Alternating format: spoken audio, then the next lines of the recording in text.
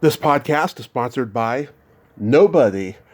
Hey dudes, welcome to Splat from the Past, the only 80s themed horror sci-fi show where things can get totally radical. Now I am so excited for today's guest because I will be talking to Jimmy Gambina. Jimmy, of course, played Mike, the assistant of Mickey in Rocky and Rocky 5. You know, the little guy with the flat cap.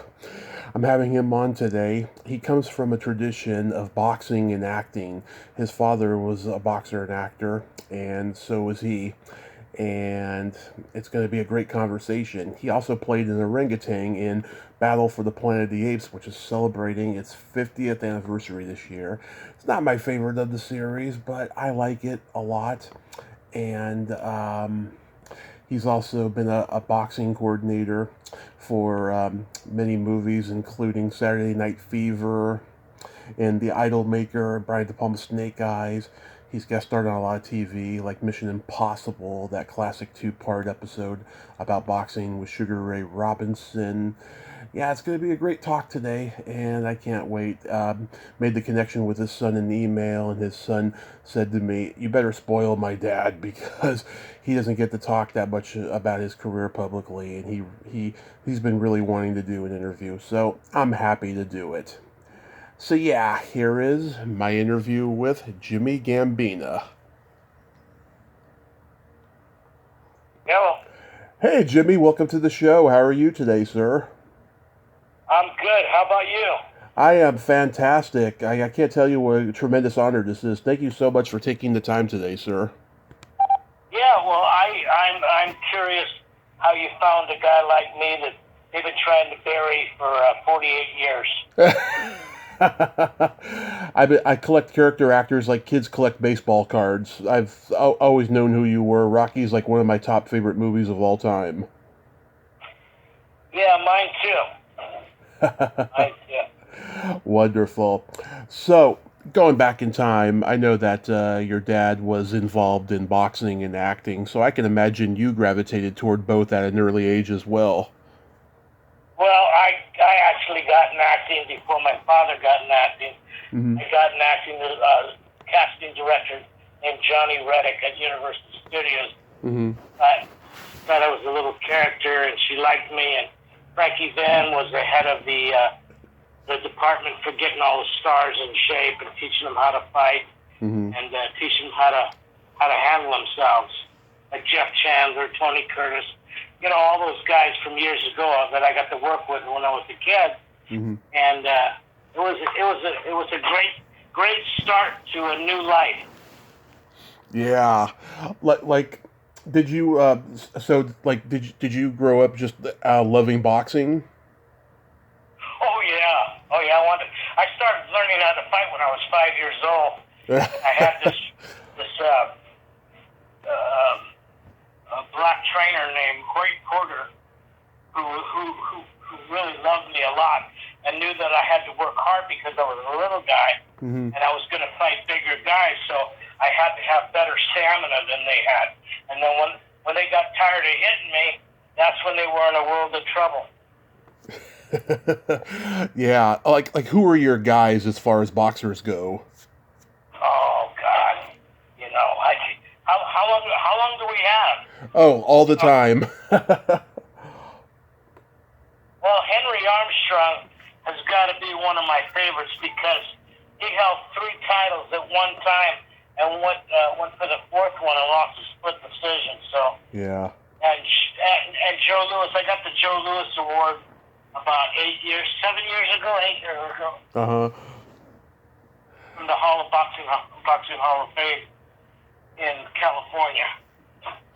Yeah. Boxing Hall of Fame in New York has Sylvester Stallone in the Boxing Hall of Fame, which I find, you know, pretty embarrassing, really. Yeah. You know. Yeah. I know the guy. I know. You know. I trained the guy for several months, Mm-hmm. and I really wasn't planning on doing that film. I was training for a picture called The Bodyguard with Paul Williams and James Coburn. Uh-huh. Their souls, James Coburn's souls rest in peace. Yeah. And and then a friend of mine named George Memley. He's more responsible for the making of Rocky than anybody else in the world. Wow. And if you look him up, George Memley, he was a Juilliard student. He was a fine actor, a great man, and I can't say enough about the memory that I have with him. Is still alive and well, and he's been gone since 1985. Wow. Yeah, and of course you had Jack Dempsey and Rocky Graziano and Marciano, you know. Oh yeah, I knew Graziano took me to Belmont Racetrack because I was in New York. I was a comedian for a period, for like 3 years with a guy named Johnny Vanelli. Oh. He was a tall, straight guy, good-looking dude, and I was the fall guy. It was like Abbott Costello. I was Costello. The pies in the face, fall on the ground, slap me around, and we did the Hollywood Palladium. And American International Pictures liked us so much that they wanted to sign us to a 7-year contract. Wow. And so just before we're going in front of the board of directors to do a routine, we rehearsed it, and we were going, and like 4 days before the meeting, my partner took off.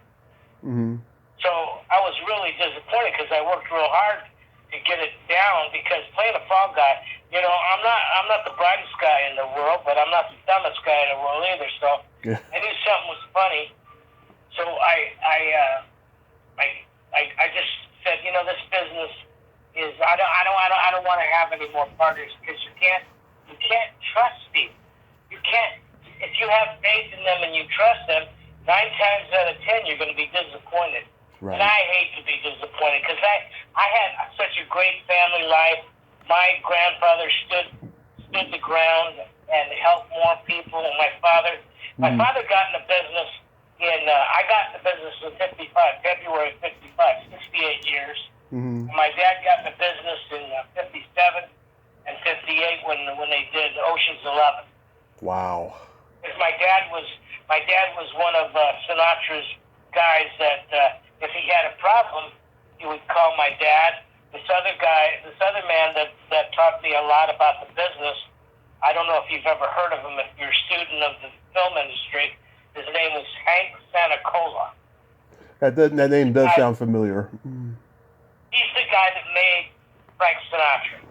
Oh, okay. Because my dad knew Frank Sinatra since he was a kid, because my dad was partners with Harry James and Betty Grable with a fighter named Jimmy McDaniels. That's who I was named after, Jimmy McDaniels. He was a middleweight. He fought Sugar Ray Robinson. He was in the top 10. But my dad wouldn't play ball.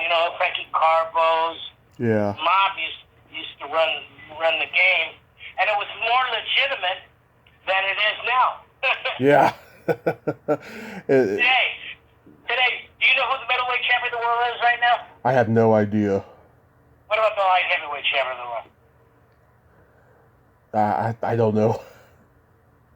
Exactly, because that's how much respect they give to boxing, because that's how much respect they deserve. Because the people that run boxing, they're only interested in the money. Yep. I'm interested in the science and the art of boxing, because boxing is a great art. Because you don't go out to hurt people, you go out to win.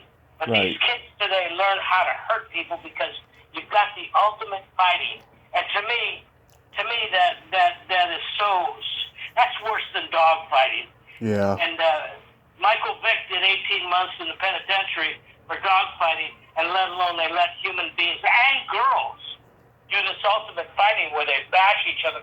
I grew up in boxing all my life, and I see fighters how it tears them down over the years, and when they get around 50, 60 years old, they're lucky to figure out what 2 and 2 is. And that when you've been the champ and you've been emulated to the extent that you were the best, and then all of a sudden you lose it because you stay in too long, it's always that one more fight, and before you know it, you're talking funny, and your mind doesn't work right, and you lose your family, you lose your kids, you lose your wife, and you don't really understand why.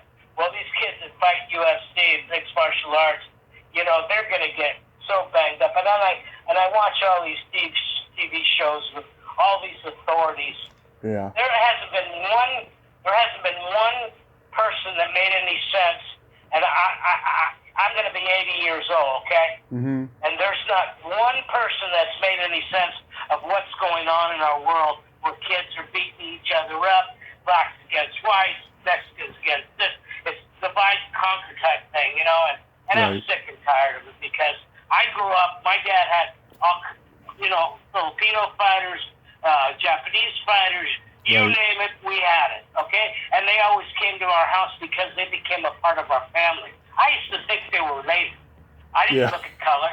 I had no idea what color was about. I just looked at the man. Yeah. And these people are indoctrinating our country. I don't know about how you feel about it, but I love this country, Mm-hmm. and I would die for this country. And you know, it's real simple. If you don't care about the kids, who do you care about?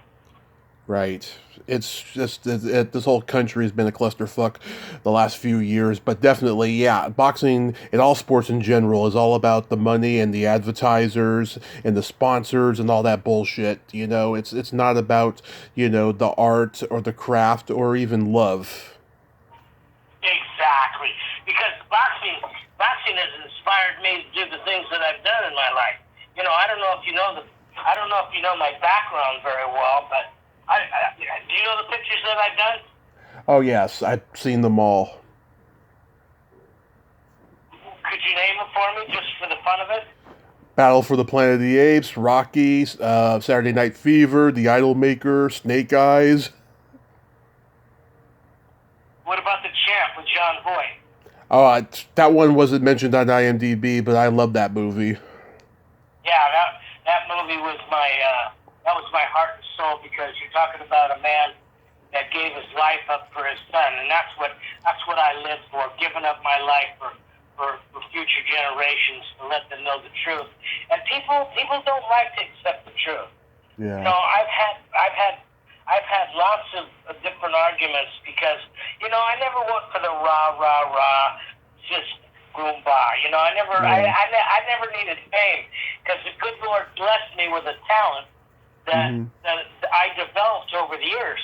You know, after being in business, I used to stand in for Mickey Rooney when I was a kid. Yeah. So I got to know a lot of great talent, and those great talents gained my respect, because I wanted to learn from those people that I had that kind of respect for, and the world loved them, and they love this country. They love the business that we were in. It used to be very family orientated. When I go on a set, I was more at home on a set than I was at home. Yeah. What was that like, though? What was that like, though? Right. I was gonna say, what was that like, though, standing in for Mickey Rooney? Oh, it was so much fun, because he wanted to be my guiding light. Mm-hmm. You know, because I was a little guy. Yeah. And so, we see eye to eye. But, you know, I think he was the most talented actor that was and is, and they'll never be able to compete with Mickey Rooney. Yeah. Nobody. He could do it all. There. He could dance, he could sing, he could act. Yeah. There's nothing that he couldn't do. And you name one actor that can do all that. Name one. Name one. Just one. Out of all the actors that you've known throughout the years, and you're a connoisseur of films, because that's what my son told me, that you have a background that what got you so interested in the film industry is what I want to know. I was born this way. I have loved film since day one. I watch movies and I get lost in a trance of, like, you know, this is the way I wish reality was or wasn't or whatever. I just love films. You got the escape from the world, right? Exactly. Right. Yeah. Exactly. You can forget about all your problems. You don't have to worry about your wife, your mother, your aunt, your uncle. You got to dream the impossible dream by watching characters that you wanted to identify with. Can you think of anybody that you can identify with today in this world? Nobody. Not really. No. you're a good friend of mine then, because he's a canard. Yeah. He's a canard. I think And, of. you know, Oh, go ahead. Go ahead. I think Go. of Mickey Rooney's generation. I think Sammy Davis Jr. probably came close. He could do it all as well, but because he was a man of color, he didn't get to show his talents that much. It was really sad. Yeah, I knew Sammy real well. You're talking about Sammy Davis Jr. Right. Yeah, I got to know him real well. I hung with Liza Minnelli for 5 years because I was teaching Robert De Niro how to be a fighter after I did Rocky, and then I made Andy Garcia a star in a picture called 8 Million Ways to Die. Nobody ever said thank you though, and then they tried to. Martin Scorsese and Robert De Niro told me on Christmas of '75. Don't do Rocky because it's going to be a bomb, and we want you for 8 years with Raging Bull, and maybe we want you to play his brother. They put the bait out there, thought I was going to bite on it, like I was, one of those boxing guys, one of those kind of guys. And I never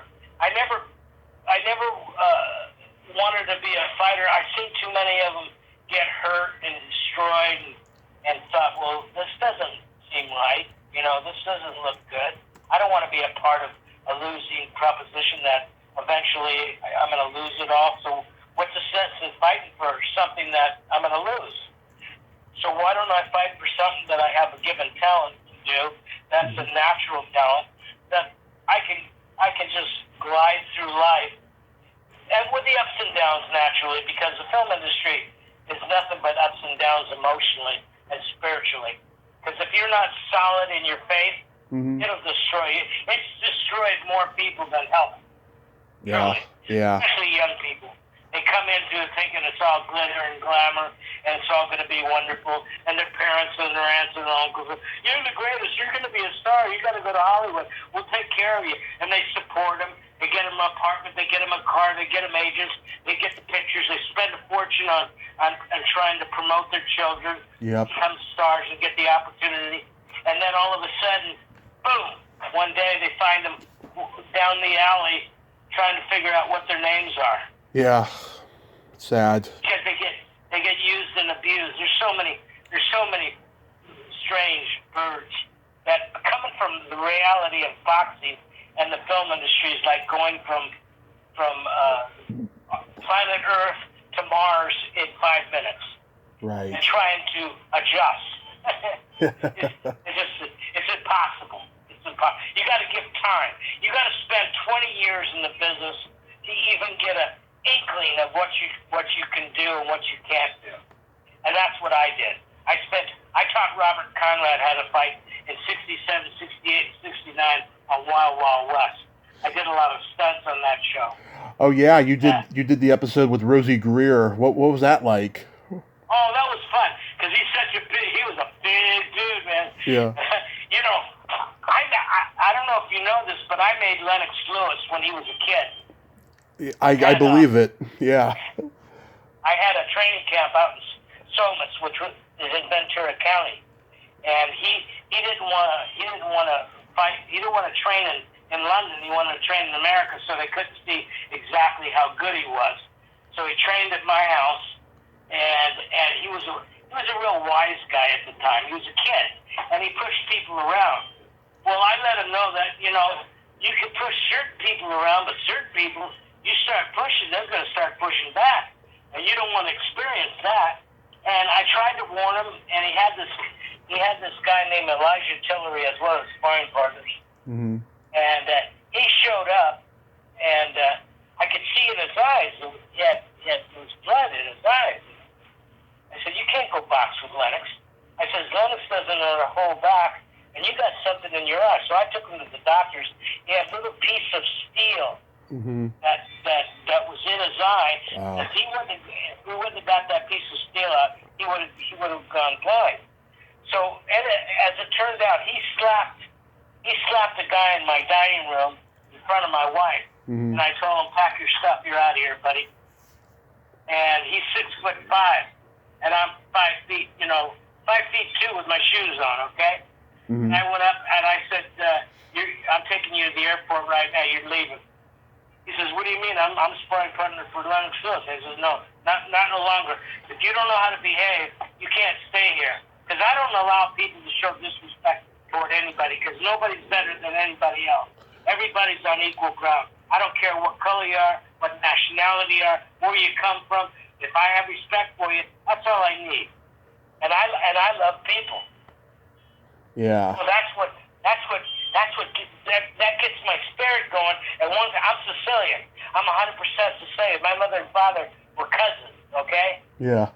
So I'm deeply seated in the Sicilian way, and I believe, in this world, the way things are going, it'd be nice to put these people in their place when they beat people up the way they're beating old people up on the street, taking their purses, beating little kids up, shooting people they don't even know. I mean, when I was a kid, when you did something wrong, you had to answer for it. Yeah. And boy, and you didn't ever do that again, because you never wanted that answer, like it came down on you. Because there was guys that didn't tolerate that kind of behavior at all. But people, with technology, people play games on computers and they kill people, and then they reboot them, and they do this, and then they have fights. All kinds of different fighters fighting. You can actually play it like it's real on a computer and play with anybody in the world on a computer. Well, in reality, when you shoot somebody, you can't reboot them. Right. Then you did a 2-part boxing episode of Mission Impossible. How was that experience? Oh, that was so much fun. Paul Stanley was the director, and he directed a lot of the Wild West shows, and then he was directing that, and this guy named Robert Phillips, he told the producers that he had a lot of boxing experience, and that he would like to play the heavyweight champ, and in the Contender, it's called Contender, so I had to teach Greg Morse how to fight, and Robert Phillips how to fight, and Conrad did a small appearance in that, and Conrad was the hardest working actor fighter that I ever worked with in my life. That guy, you couldn't get him to quit. He loved it. Yeah. He just loved it. And he's been gone a few years now. Right. But, he's my son's godfather. Oh, wow. We were real close. And Stallone and I were real close. Up until he took my credits. When he took my credits for the boxing, because I only did it, I didn't do it for money. It cost me more money to do the film than I was making, but the opportunity was there, and the script was so bad, I wasn't going to do the film. When I first read the first draft that they gave me, I said, there's no way. And then I met Stallone, and we took a ride down to Malibu in his brand new Corvette. He had a lot of money. He lived in a beautiful apartment right up Hollywood Boulevard, just west of La Brea, which is a real fine area. And he had all kinds of vitamins, and he had this dog that was outside his door called Budkiss. And he thought I was going to be fearful of the dog or something. And the dog and I got along better than I got along with him. And so, as it turned out, he was disappointed that the dog didn't scare me. And so then I started picking him up. And I told him, I said, I'm going to make you a big star. And I hope you remember this so you can help others along the way. Because you give me your word you're going to help others along the way. That's the whole point. I'll make you a huge star, because there's never been a boxing film that's been financially very successful. They've all been critically acclaimed, but never financially successful. And you need people. I wanted people to take a minute and see what fighters are about a little bit. Well, Rocky was a scumbag. He was a low-life punk. That was a bouncer for Gazzo. And, the reality of the situation, the only reason he came close with Apollo Creed, because Apollo Creed didn't train, because he knew he was fighting a bum. So I changed the formula as I spent every day with him for months. down everything I said, and he changed the script, and he changed this, and he changed that, and it started to come alive. And the picture called The Bodyguard couldn't get financed. Jimmy Coburn and Paul Williams they didn't have enough strength to carry a film. Mm-hmm. So they canned that right away before they even got started.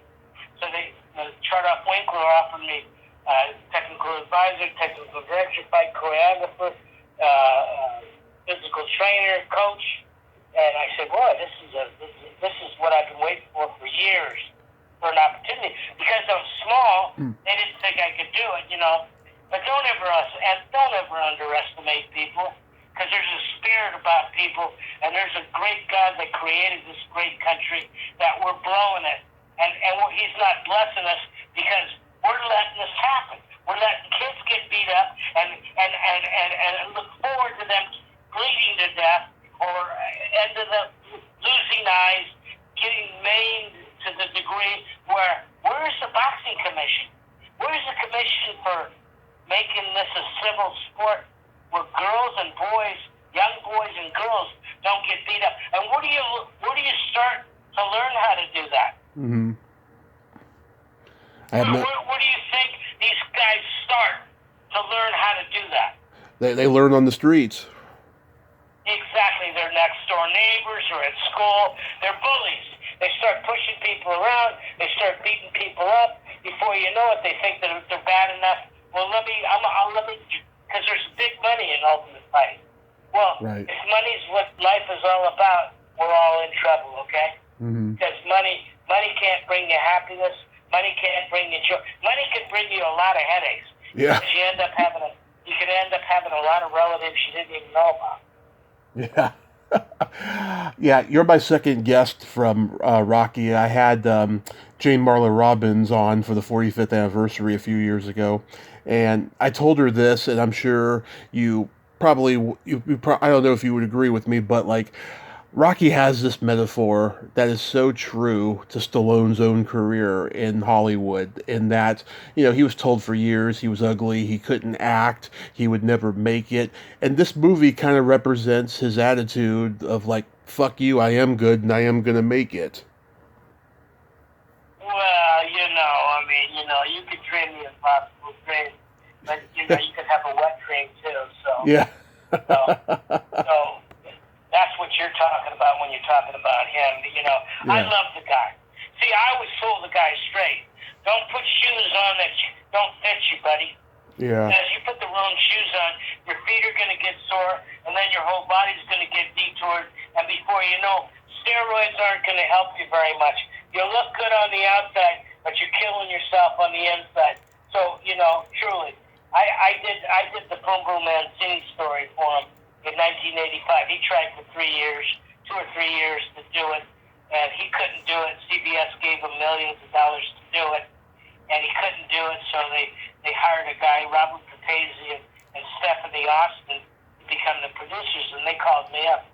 They said, could you come in our office? We'd like you to do the Boom Boom Mancini story. Yeah. I said, so I came in and I met with them, and they were real nice people, and Stallone was the producer.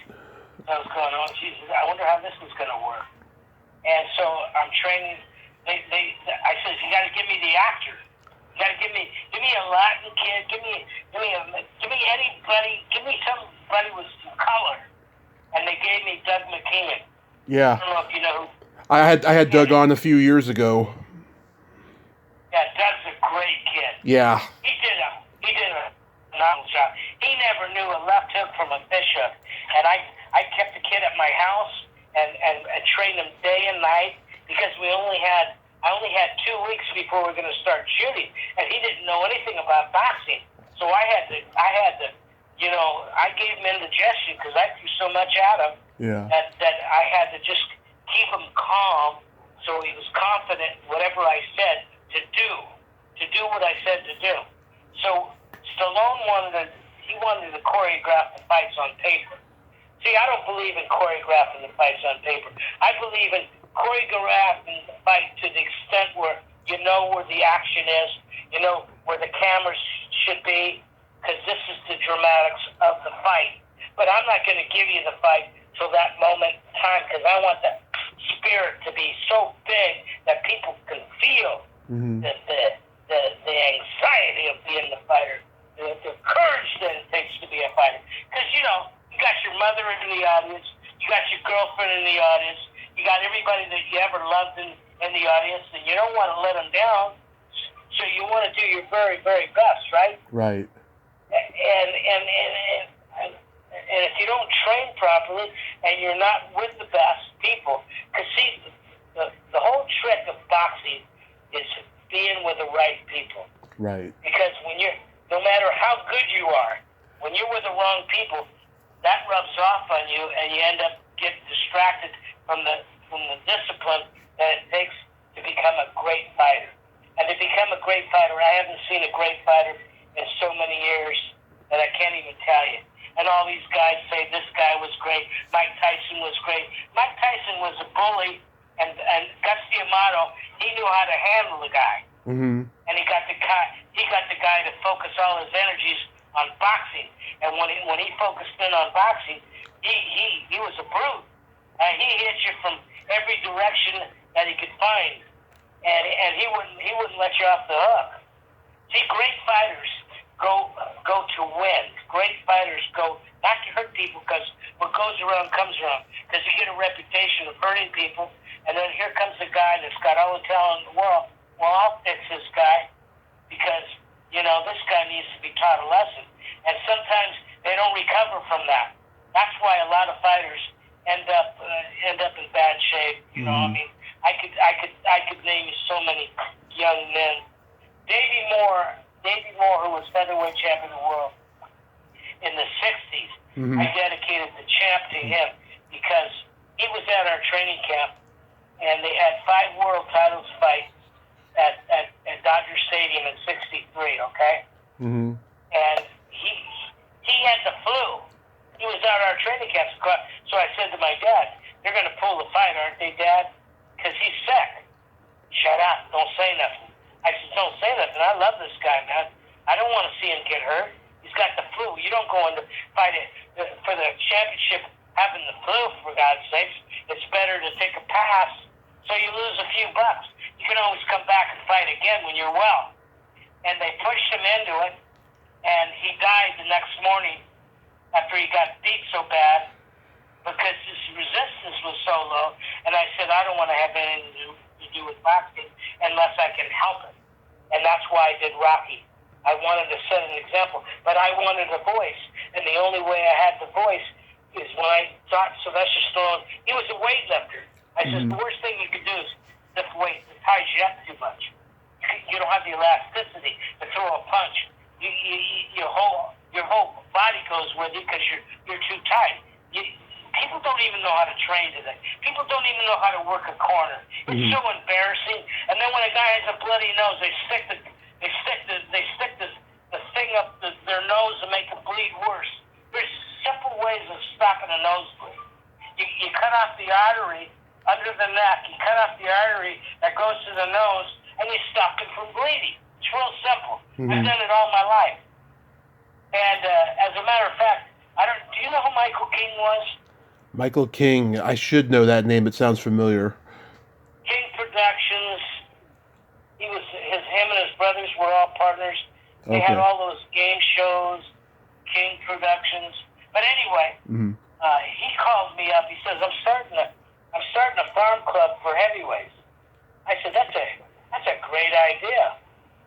And so he told me that he had already gotten started, and it was in Carson, in L.A., off the Harbor Freeway, just south of the 405. And it was Ebenezer Church. It was in a church that he built this gym, and he spent like $4 million making this gym. And he went all through the whole country, went to all these colleges, and found basketball players that wanted to become fighters. And he gave them $500 a week, plus expenses, plus medical, plus food, plus an apartment, and taking care of first class. And but he had the wrong caterer. He was feeding them. He was feeding them stuff I wouldn't feed an athlete for a day, let alone every day. Yeah. I mean, and then this guy named Pepe, who worked with Sugar Ray Leonard, who worked the corner. You know who he was? He was a Muslim that worked the corner with Sugar Ray Leonard. Okay. It's on TV a lot, and people, TV. People think if you put Dr. Kildare on TV, you think you could do surgery on somebody for real? Yeah. No way. Same thing with Sylvester Stallone. He was a weightlifter. I made him a fighter, convinced the world that he was a tough kid, and he didn't like to train. He used to tell Jimmy, I'm the writer. I said, fine, great, you're the writer. You could write from now for 100 years, but if people don't believe you're a tough guy, your writing doesn't mean squat. So training is the most important thing, and then you can write when you relax at home, when you're resting, because I'm going to work you, buddy. And I would pick him up, and I had to force this guy to train. And I think that's where he resents me to this day, because I did nothing but care about the guy. I cared about his. I was there when his son was born, May 5th, 1976. I was there for his wife. I was there. She would get on, because we didn't have enough money for a still photographer. Yeah. And remember, we made that picture for $1 million. We shot it in 28 days. And all the stuff in Philadelphia was scammed. We scammed Philadelphia because John Ellison had his crew that he worked with come from New York to Philadelphia to do the exteriors of Philadelphia. Well, we shot in places that were government property.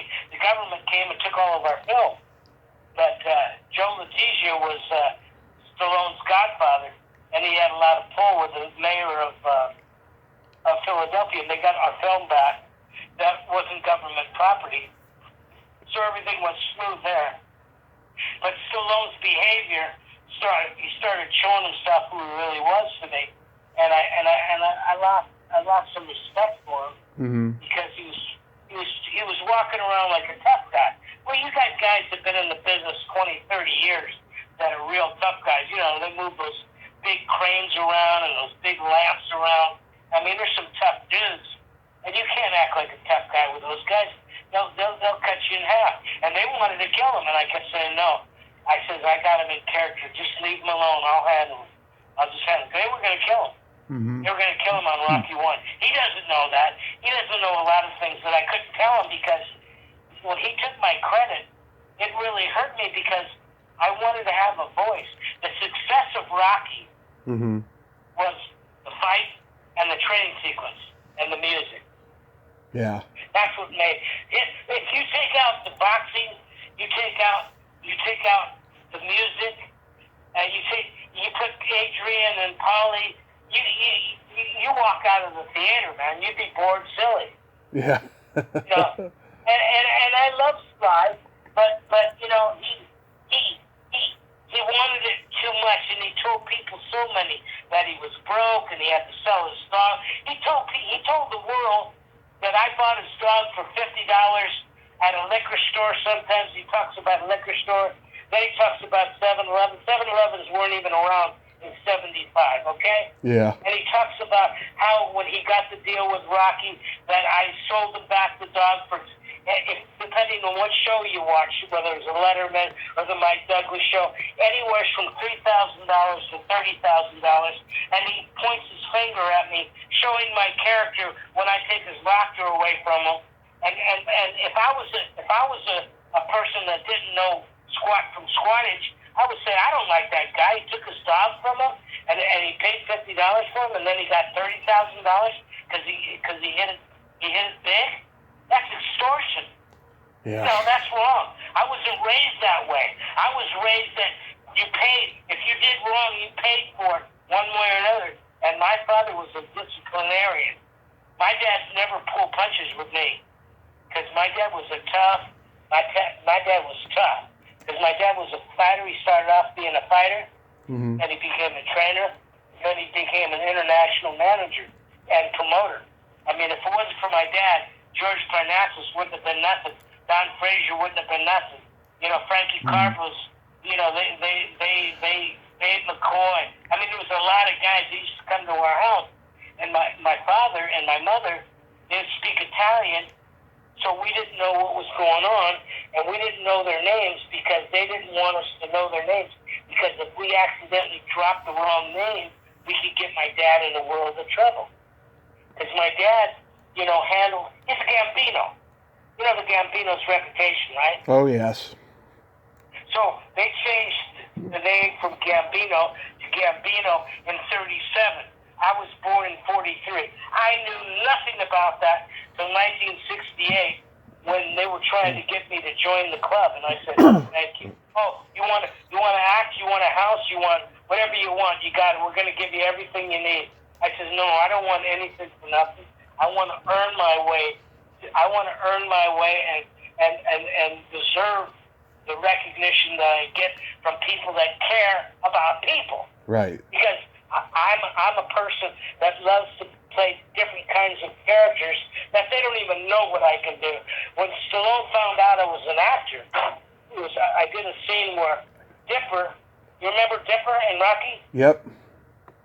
Okay. Well, he's the #1 contender in the heavyweight division. Well, we're working out at the same gym. Well, the media shows up, and they want to interview Rocky and Apollo Creed. Well, Dipper comes out of the ring and starts shoving everybody out of the way. And I see him coming, and I go to him. And the first time I played it real strong, like, back up. Yeah. Dipper, you let Rocky take a shot. You'll get your shot. I think it's a miracle that he gets a shot like this, because all he is a second-rate fighter. Getting a shot at the world title, that's a freaking miracle. And so he ends up beating me up. Mm-hmm. And then, after he's beating me up, Rocky goes to defend me, but he couldn't play it because he's never cared about anybody.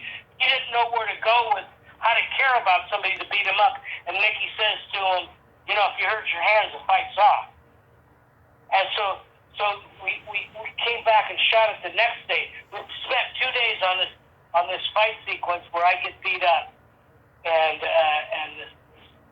they wanted me to play it where I plead with Dipper. Dipper, Dipper, let Rocky take a shot, man. He doesn't have a chance, but the fact that he gets an opportunity to make some money, he's got a new girlfriend, Adrian. Give the guy a break, and he still beats me up. But Stallone couldn't play it because he's never defended anybody. I don't think he's ever defended anybody in his life. Look what he did to his brother. His brother had more talent than he, and his son. I ended up teaching his son how to fight. I came back in '89 because John Allison was going to direct Rocky V. Right. So I turned. He wanted me to do Rocky II. I says, yeah, I'd love to do Rocky II. Just let me do the boxing. You can take the credit, but let me do the boxing because you don't know your ass from page 12. So we want to make this legitimate and as authentic as we possibly could.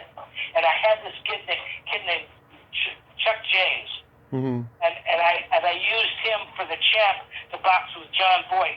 And this kid could have been like a Michael Spinks. Ends up beating Apollo Creed, and then you come back and the kid gets starstruck in the media and girls and drugs, and he starts blowing it, and then Rocky beats the young kid like the Michael Spinks, and then you got Rocky 3, 4, 5, 6, 7, 8, where there's some reality to it, because Rocky 2, they both go down, and Apollo climbs up, he falls back down. Rocky climbs up, he falls down. Apollo Creed climbs up the ropes, and then he falls down. Rocky climbs up the rope. And heavyweight champion of the world, Rocky Balboa. And then what does Rocky say at the end of the picture? Adrian, I did it, Adrian. I did it. It should have been we did it. We did it, Adrian, together. My love for you gave me the perseverance and the strength to do the impossible. But, Right.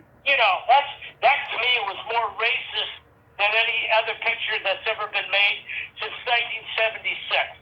if you look at it in the right light. If you know anything about boxing and life, that's the most, if I was the brother, I'd have been in his face saying, there's no way, dude.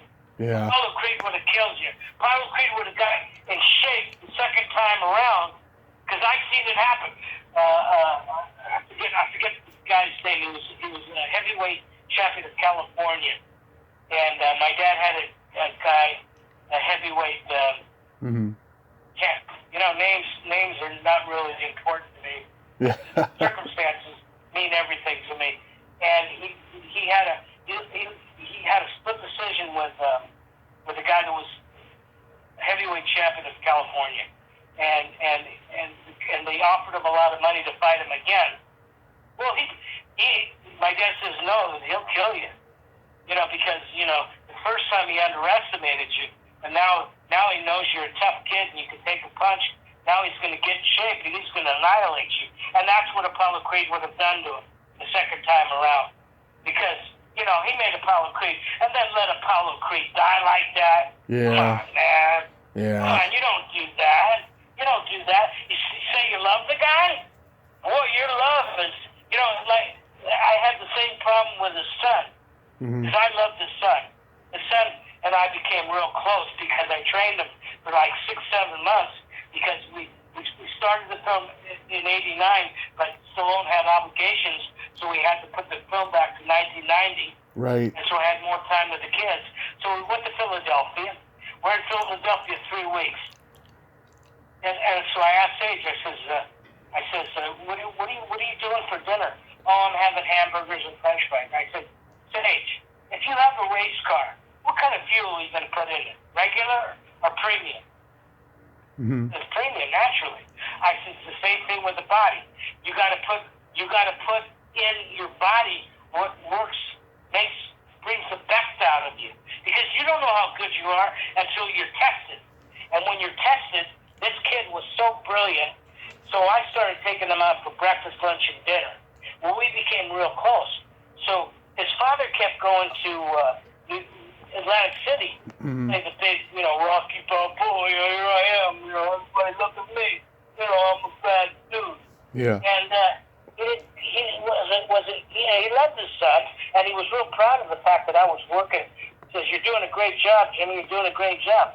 Well, one night, he spends with his son, and his son says, Dad, now I know how you made it. And Sly says, what do you mean, son? And he mentions my name. So I don't know what happened, but something happened after that. So I went to pick the kid up the next morning, and I could see something was wrong with him. I said, Sage, what's the matter? He says, I can't talk about it. I said, well, Sage, if you can't talk about it, I can't train you, because I'm not just here for this movie. I'm here for your life. I was there when you were born at St. Joseph's Hospital in Burbank, May 5th, 1976, okay? And I loved you, kid. And I shared my love with him, and I shared my faith with him. I shared everything that I'm about with this young man, and he was so good. This kid was so talented that the film would have been great, but he was so great that he made his father look like a co-star. Yeah. So his father cut him out of the film, and the film was about how they lost everything, and how the kid had everything all of his life, was spoiled to death, and all of a sudden he's in a bad neighborhood, and he's Rocky's son, so all the bullies want to test him. Oh, you're Rocky's son. How tough were you? And they beat him up. Well, the kid comes to me. My character in Rocky 1 is Mike, okay? Yeah. And my character in Rocky 5 is Jimmy. And I kept saying to them, what is wrong with you people? I mean, there's something seriously wrong with you people, because how does that make sense? I'm Mike in Rocky 1, and I'm Jimmy in Rocky 5. They're trying to make me look bad, whatever they're trying to do. Because, see, when I turned down Rocky 2, and he says I can have nothing to do with boxing, I said, Sly, if I can't have anything to do with boxing, I don't know if I can be in the picture. My integrity, my strength comes from boxing. My integrity comes from boxing. The loyalty that I have for the art and the science of boxing. It's the greatest sport on the planet Earth. There is no sport that compares with a great fighter. Right. No basketball player, no football player, no baseball player can compare with a heavyweight champion of the world if he's legitimate. Because he's the baddest man in the world. So, but it takes a great amount of discipline, and you got to live like a priest to be a great fighter. You got to forget women, you got to forget drinking, you got to forget drugs, you got to forget letting your ego get in your way of being dedicated and with all the humility that you can walk through the grace of God with, that you can be inspired. Mm-hmm. You know, to do the things you need to do to become a great fighter, because that's what it is. You're asking for strength that you don't know you have, but you're being tested. And if you believe in yourself and you work for it, you can get it. There's nothing you can't do if you're dedicated. If you love what you do and do what you love, how can you do a bad job? Yeah. But see, most people don't think like that. It's a me world we're living in. Yep. Everybody's out. It's like, who do you trust? That show should come back on TV. Who do you trust? You know, because that's the truth. Yes. So I don't. Can you help me understand this? Because I don't understand it, and I thought about it, and I prayed about it. That's all I do is I pray a lot. Because you know, the only person that I trust is Jesus Christ. Okay.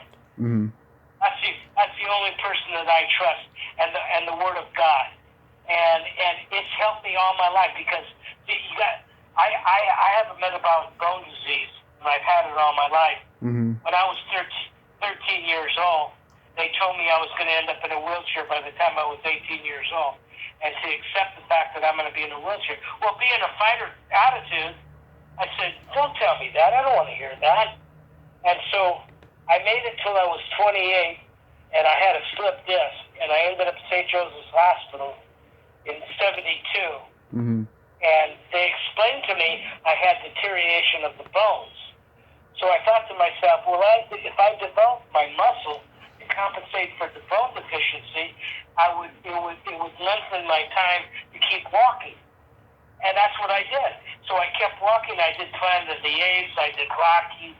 And Stallone basically tried to kill me because I had to do that fall on a hardwood floor on my right hip. So every time I took a fall, because the guy Stan Shaw, who played Dipper, didn't know how to fight.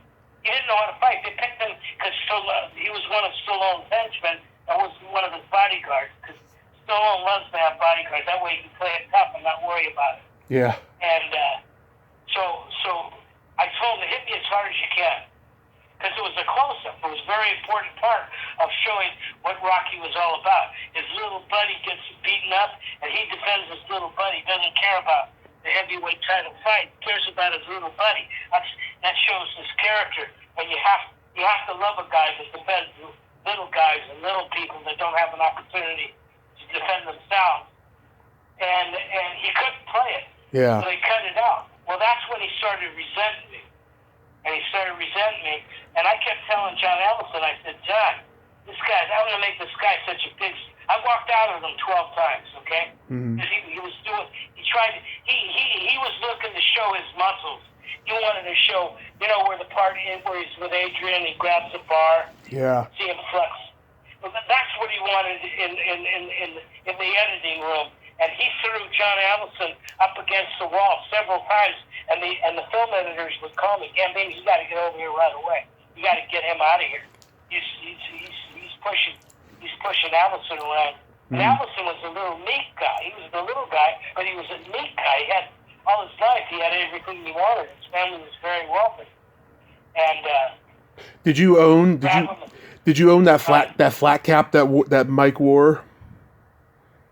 Yeah, I still got the cap. I still got the button that says I'm Santa's helper.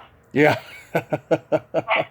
And you know what else I have? What? I have the original gloves from Rocky 1, which I didn't use Everlast.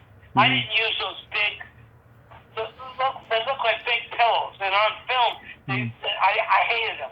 So So I put my gloves on him. I used Reyes gloves and Sayers gloves. Reyes and Sayers. And they're 8-ounce gloves, but they're real.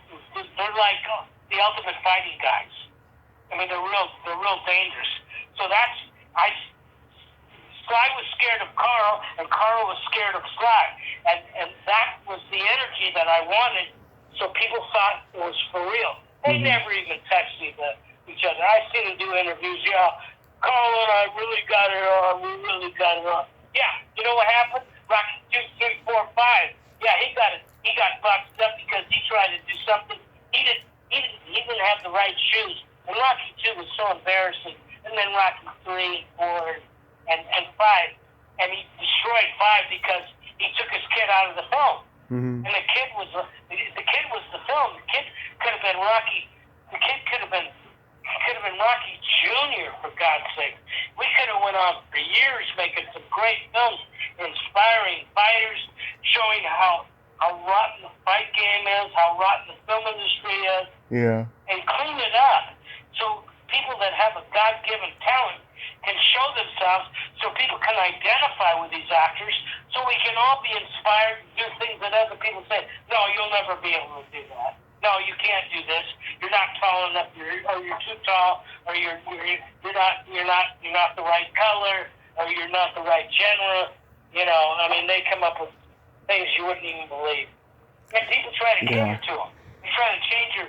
They go from boys to girls, girls to boys.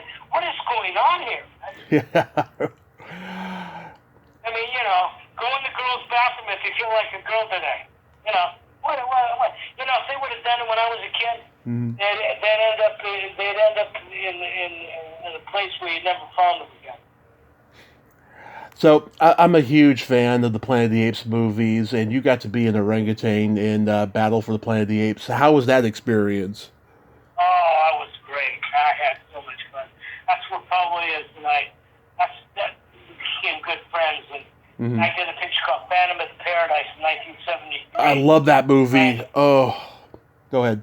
Yeah, I'm the one. I was the only one with experience, and Paul Williams wanted to become a star, and I love Paul Williams. Paul Williams, he wrote some great music, man. Yeah. Close to You. You know, he wrote the day when he won the Oscar for Evergreen. Rocky won Best Picture for Rocky. I was there at the Oscars. And what a night that was, man. The whole world went nuts. Yeah. Because we were up against all the presidents. Man, we're up Network. We're up against every big film and every big studio that invested millions and millions and millions of dollars to promote their films. And a little film like Rocky that wasn't promoted because we didn't have any money. But the people loved Rocky so big that what promoted was how many people that loved the film that would stand in lines around theaters for a year.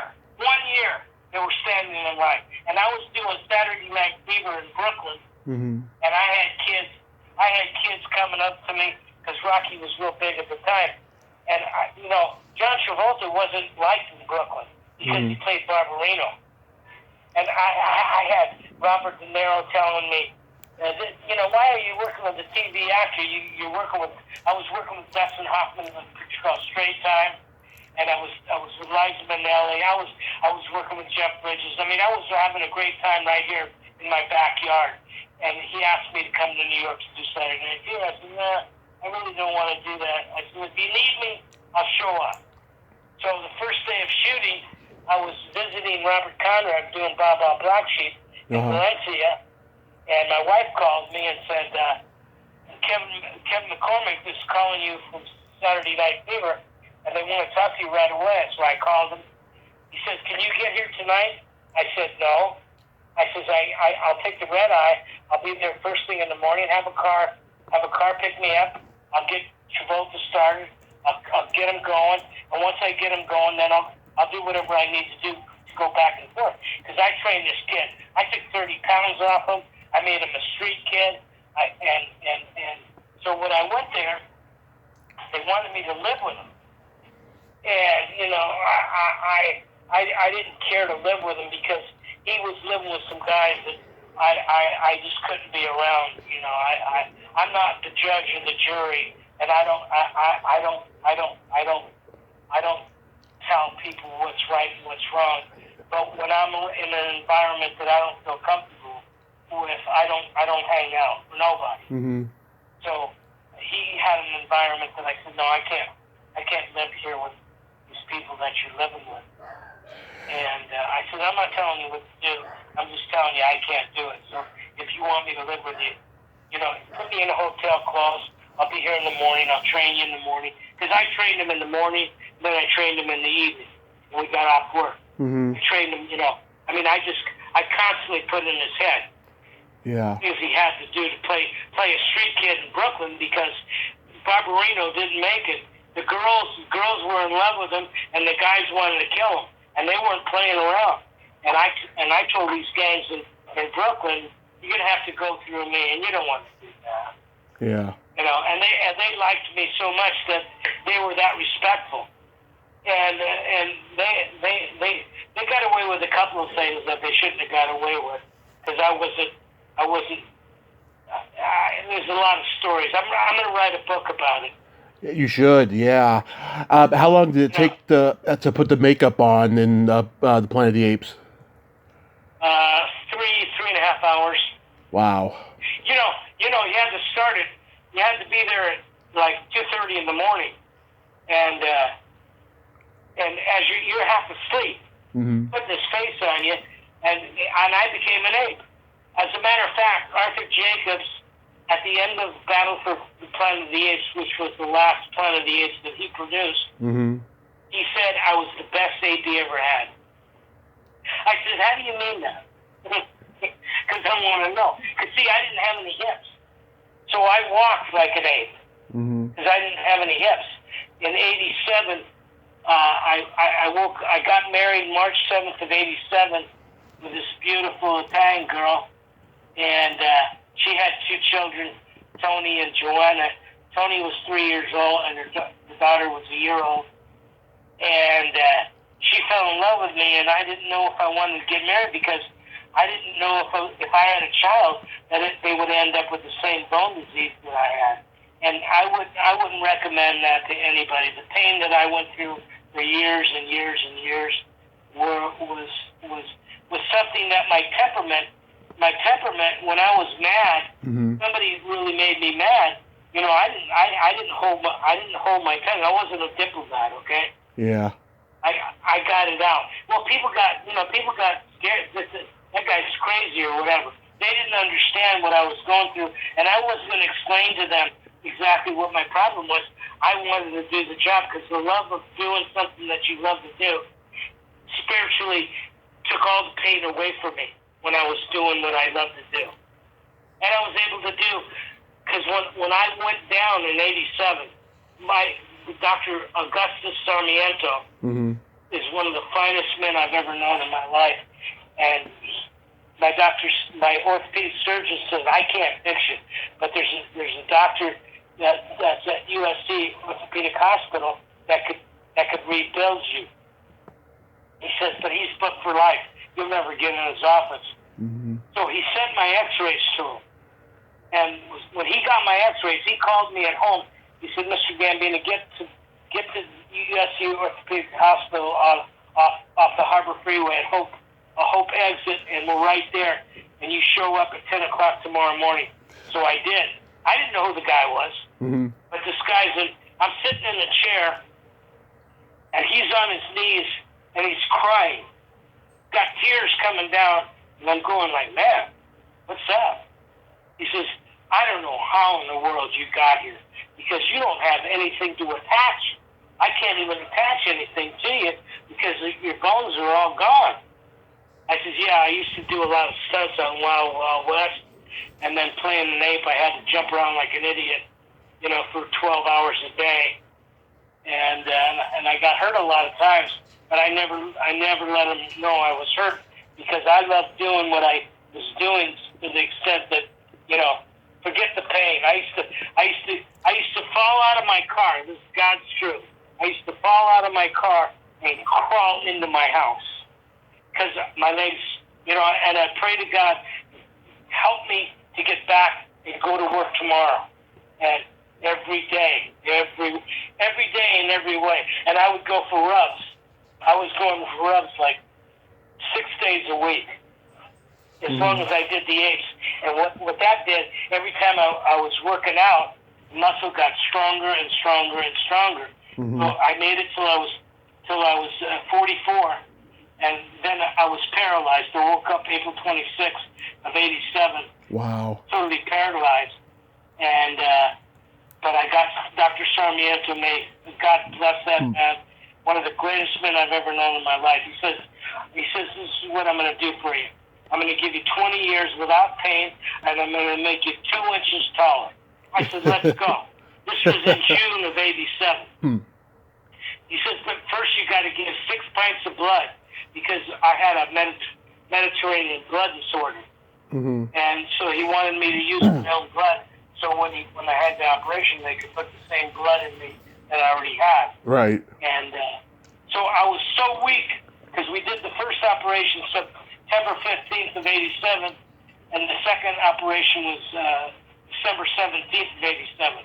Well, the first operation, he told me, you're not going to know anything. You're going to be out. When you do wake up from the surgery, you're going to walk down the hall. I said, okay. He says, yeah. I said, all right, and I trusted him. Well, I was awake during the whole operation, but I didn't feel anything. But the drama of watching crowbars inside my leg was like a nightmare come true, and I was going like. So when I was in recovery, I was pissed off. I was like, he told me I wouldn't feel anything, I wouldn't know anything. I said, I knew everything you were doing when you were doing it. I said, I didn't feel it. Thank God. Yeah. But, the drama of watching people with crowbars inside my body was a little bit much, okay? And so he said, so the next operation I had, it was much better. It went much smoother, and he saved me. And I was training in '88. I was training like 8 guys, and then I was training 18 guys 3 days a week. I had Andy Garcia. I had this other kid named Keith Cuba.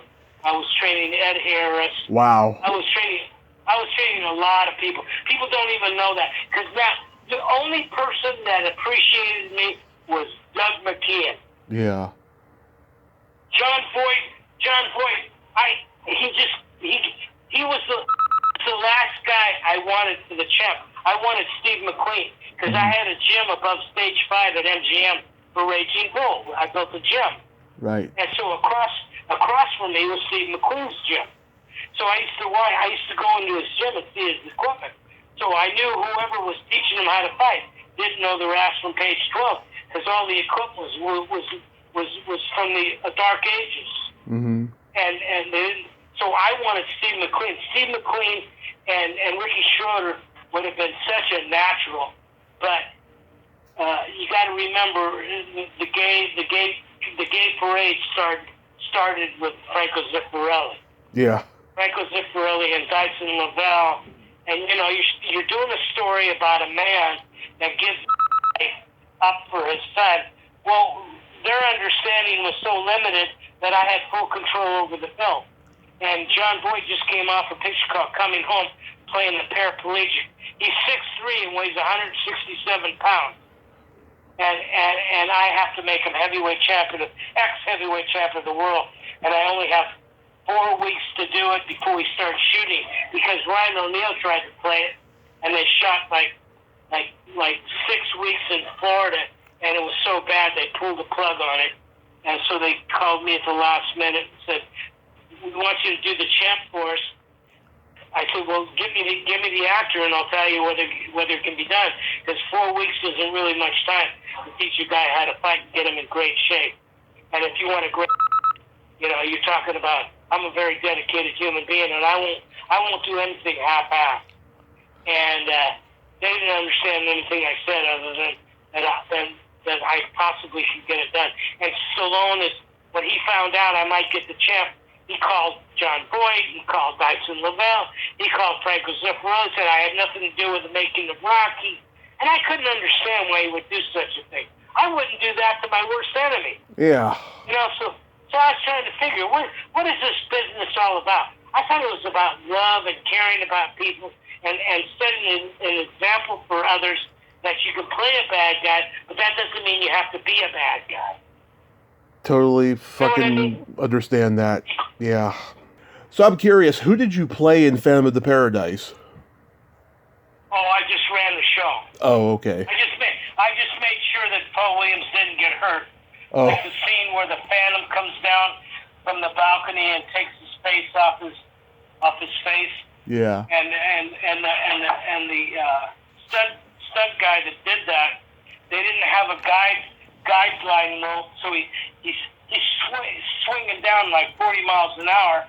And I said, somebody's going to get hurt. He hits Paul Williams going at 40 miles an hour from the balcony. He's going to kill him. Yeah. There's a trap door. He comes up from the trap door. Remember that part? Yes, I do. Okay. So I showed him. I said, here, let me show you what can happen. So I'm playing Paul Williams' part, and the stuntman flies down and he hits me. He catches me under both my arms, and I fly up in the air, and I come down. It was a three-tier stair up. There was three different stairs to get up to the top. Mm-hmm. So I ended up at the bottom when I landed on my neck and my back, and I laid there for a few minutes. They thought I was dead. I said no, I'm fine. I'll get up. And I got up and I said, see what can happen? If this would have happened to Paul Williams, we'd be going to a funeral home right now. Yeah. And so they put a guideline on it, so when he's coming down, it wasn't out of control. Mm-hmm. Just little things like that I did, and I made people happy because I knew enough about the film industry. These kids in Dallas, Texas, they were just grateful to be in a movie. They were just having a great time. We had a great time making that film. That film we made for $250,000, and they still show it today. I've talked to Archie Hahn and Peter Elbling. They were the goth band. Oh yeah. Yeah. Sure. Yeah. Yeah, those guys are hilarious. Oh yeah, they were funny. Yeah, you worked with De Palma again years later on Snake Eyes. Yeah, that was a big disappointment, man. Yeah. He was I choreographed the greatest fight for one round that you could ever create. Because you got to remember, every sequence, every combination had to be exactly wherever the actor was, that when he reflected upon the fight, his point of view, that combination had to be exactly right, else it didn't work. So technically it was a very hard thing to do. And I did it for 5 months with 500 to 10,000 people every day, with a little guy like me throwing these heavyweights around like they're nothing. And people got a kick out of me. And I had fun doing it. But Brian got so... Brian, he wanted me to run up and down the forum. And the steps... The forum was gutted because they built a new forum for the hockey team down the street. So the forum that we did the fight in Montreal, we had to put the seats in, but we didn't put any railings in. We didn't put anything in there to safeguard. If you fell down, you didn't have anything to grab onto but cement. So I wasn't going to run up and down like Brian De Palma wanted. I said, Brian, just tell me what you want. I had a walkie-talkie. Tell me what you want. I'll give you whatever you want. Mm-hmm. So I gave him whatever he wanted, better than he ever dreamt of having. So then he got real jealous, like he thought I had an attitude that I was above him, above him. It wasn't that. I wasn't going to kill myself going up and down, and I didn't want to tell him about it. I just wanted to behave according to what I needed to do to make a great fight. And then he sends me home, and he does the fight where the heavyweight champion beats up Nicolas Cage in the basement, and the heavyweight champion's beating him up and beating him up and beating him up, and then Gary Sinise comes along, hits him with one punch and knocks him out. I mean, come on, man. Give me a friggin' break. Yeah. How stupid can you be? And then try to blame it on me? How stupid is Brian De Palma? Brian De Palma, I don't know what he was on at the time, But the whole crew was unhappy with him. We had a party when we ended up in Montreal, so we get to know the crew and everybody would be like family. He didn't even show up for the party, so nobody stayed at the party, so nobody got to know anybody. And the crew, we just went to work and did what we had to do. But it wasn't a very fun existence. And the producer, I really liked the guy a lot, but I kept telling him, Stan Shaw is the wrong guy to play the heavyweight champ, man. He doesn't want to work, man. He doesn't want to train. He thinks he can act his way through it.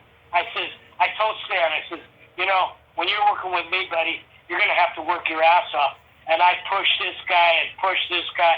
I mean, it was like, you ever had to do a job that you just didn't want to show up? Of course. That's the way I felt with Stan Shaw. And I liked the guy. I took the guy to church.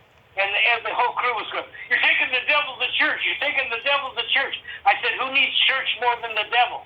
Yeah. Do you have a story about... Do you have a story about working on the Idol Maker? Yeah, that was funny. Peter Gallagher and Paul Land. That was fun. They had like 20 bodyguards, and they couldn't control those two kids for nothing. They tried everything. So Gene Kirkwood called me and said, it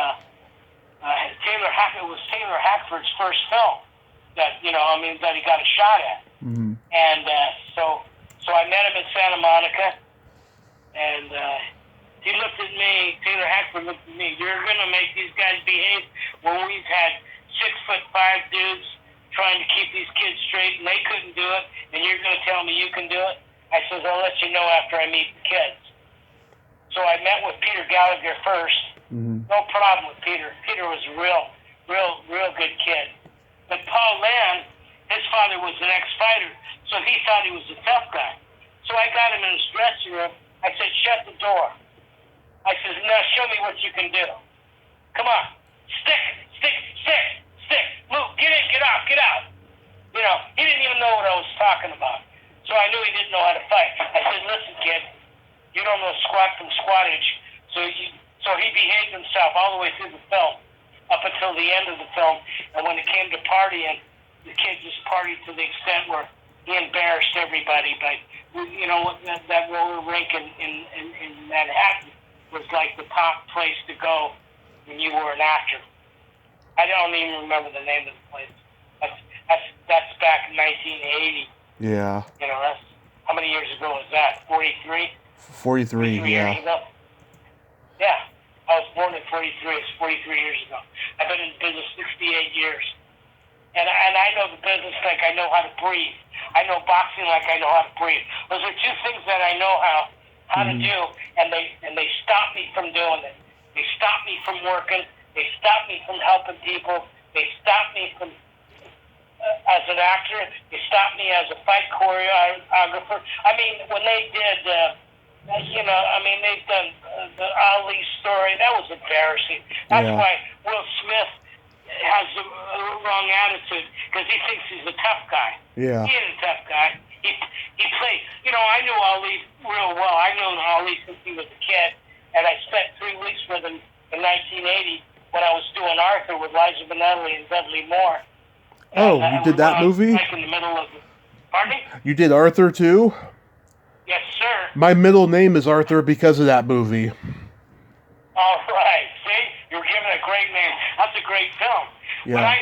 What happened was Liza Minnelli's manager was upset with her taking the film because she was tied up for months with doing the film. Well, she was only getting $250,000 for the film. And that's chump change. She could make $250,000 in Vegas in a week. So he was pissed off that she did a film. So he called me up. He says, meet me at the Beverly Wilshire. We'll have dinner together. I want to tell you what's going on. Mm-hmm. And I went there. I didn't know she was doing a film because I told her. I said, next film you do, let me help you do it because you need success. Mm-hmm. And so when he came to L.A., he told me what was happening. This was on a Tuesday, and I met with him on a Tuesday. He says, well, she's starting the film tomorrow, Arthur. And I said, well, I can't leave. I gotta get organized, and I'll leave on the weekend. I'll be there Sunday. Mm-hmm. And if everything goes according to plan, God's plan, I'll be there when she starts. They got rained out Wednesday, Thursday, and Friday. I ended up there Sunday. I'm staying at the Mayflower Hotel, which I stayed at when I did the Idolmaker. And I checked in and I called her because she lived on Central Park South, and I was living at Central Park West. Mm-hmm. And I called her. I said, "Liza," she said, "Jimmy, where are you?" I said, "I'm right down the street." "I'll have a car come pick you up." I said, "No, I don't need no car to pick me up. I know where you live. I'll be right over." And I went over, and she was married to she married this guy named Mark Gerald. Mm-hmm. And she kept telling me when I was doing the jump, I didn't see her because I was gone for months. And so she kept telling me about this guy Mark Gerald that was a fighter, real guy's really great. He had a lot of amateur fights. I said, "What's his name?" And she told me his name. I said, "Well, I haven't really been around boxing that much. Maybe he's a young kid coming up." So I said, "I'm real happy for you. If you're happy, I'm happy. As long as he keeps you happy, I'm happy." So I showed up, and so the first day of shooting, she says, "Listen, I don't want to play the star trip on these people because I want to do this with Dudley Moore real bad." And I said, no problem." She says, "Can you sit in the limo and wait till I'm done?" I said, "Yeah, I'll give it a shot." And we're at Coney Island doing the scene where we're playing the pinball games, and so I went inside the tent. I peeked in the tent because after 4 hours of sitting in the limo, I got tired of it. And so I walked around. I figured I'd peek in the set and see what's going on. Well, I peeked in, and the crew was from Saturday Night Fever, and they Gambina, and they came over and hugged me and kissed me, and man, it was like an Italian get together. it was insanity. And the guy that wrote the film, Steve Gordon, it was his first directorial job. Well, the guy was shaking. The guy was so nervous. I said, "Steve, you got to relax. I'll handle it. I know this crew real well. We're going to get the best." And I kept everybody away from Liza Minnelli. Because Liza Minnelli's problem was, with all her movies, her fans would come and distract her from her character she was playing. Yeah. She wasn't consistent. She wasn't consistent in whatever she was playing. And so that was her downfall. So I knew to keep everybody away. I kept her husband away. I kept everybody away. Just leave her alone. And I took care of Dudley and Liza Minnelli myself. The Teamsters didn't like it because I used to put her and Dudley in my car, and we'd go down to, I forget the bar. It was a famous bar where people used to hang out and wouldn't be bothered. O'Brien's or O'Reilly's, whatever. Uh-huh. It was an Irish bar. And we'd go there and we'd talk about the day and how it went, and just have a lot of laughs. Because he was a funny son of a gun, man. Oh, yeah. He was one of the greats. Dudley, Yeah. and Liza Minnelli, I fell in love with her talent. I fell in love with her and her talent. Because how I met her is when I was training Robert De Niro, and I'm training Robert De Niro for like 6 months, and he starts a picture called New York, New York. Mm-hmm. So I go on the set one day, and Scorsese, I met Scorsese and De Niro at Christmas of '75. They invited me up to their house for Christmas of '75. And they said, "Stallone's a bum. He'll never be a star. John Avildsen's he's a bum." I says, "Everybody's a bum. Mm-hmm. You don't know me. What am I? Chicken liver?" Yeah. And I said, "I'm going to make this a big film." They said, "No way. We want you for Raging Bull." I said, "Yeah. Well, listen, after I finish Rocky, we're only going to shoot 20 it's a 28-day shoot, and we've already shot 2 weeks in Philadelphia, so we only have like 20 days to make this film. So I'll be done by the end of January. So if you want me, pick me up, and I'll work with you." Because Erwin Winkler said to me at one of the showing of Rocky, he says, "How would you how would De Niro work out with you? I says, as dedicated as he is, I could make him a great fighter. But see, I didn't like the story. I didn't want to make the guy a hero. Beats up women, kicks the shit out of his girlfriend, treats his family like crap, beats the shit out of his brother.